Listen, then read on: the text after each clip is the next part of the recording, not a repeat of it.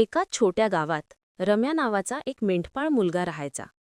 रोज सकाळी तो गावाच्या बाहेर असलेल्या हिरव्या डोंगरावर आपल्या मेंढ्यांना चारण्यासाठी जायचा. रम्या डोंगरावर बसून मेंढ्यांची राखण करायचा, पण कधीकधी त्याला खूप कंटाळा यायचा. रोज तीच कामं, मेंढ्या, झाडं आणि शांत डोंगर.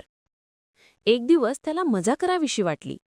तो मोठ्याने ओरडला, "लांडगा आला रे आला, वाचवा!"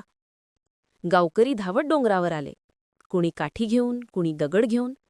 पण तिथे आल्यावर पाय दिसलं, कुठेच लांडगा नव्हता. रम्या मात्र हसत होता. गावकरी म्हणाले, "अरे रम्या, असं खोटं ओरडू नको. खऱ्या संकटात आम्हाला विश्वास बसेल का?" पण रम्याला त्याचा हसू थांबेना. दुसऱ्या दिवशी पुन्हा तो कंटाळाला. पुन्हा ओरडला, "लांडगा आला रे आला!" पुन्हा गावकरी धावत आले, पण पुन्हा तिथे लांडगा नव्हता. गावकऱ्यांना खूप राग आला.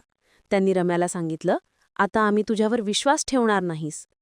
रम्याने त्यावेळी दुर्लक्ष केलं. एके दिवशी खरोखरच एक मोठा, भुकेला लांडगा डोंगरावर आला. मेंढ्यांमध्ये गोंधळ उडाला. रम्याला खूप भीती वाटली. तो जोरजोरात ओरडू लागला, "लांडगा आला रे आला, मदत करा!" पण गावकरी म्हणाले, "तो पुन्हा मस्करी करत आहे. यावेळी आपण जाणार नाही." रम्या पुन्हा पुन्हा ओरडला, पण कोणीच आले नाही. लांडग्याने काही मेंढ्या उचलल्या आणि पळून गेला. रम्या रडत गावात आला. तो म्हणाला, "मी खरोखरच लांडग्याला पाहिलं, पण तुम्ही आला नाहीत." गावकरी शांतपणे म्हणाले, "रम्या, खोटं बोललास म्हणूनच लोकांचा विश्वास तुझ्यावरून गेला." गोष्टीचा बोध: नेहमी सत्यच बोलावे.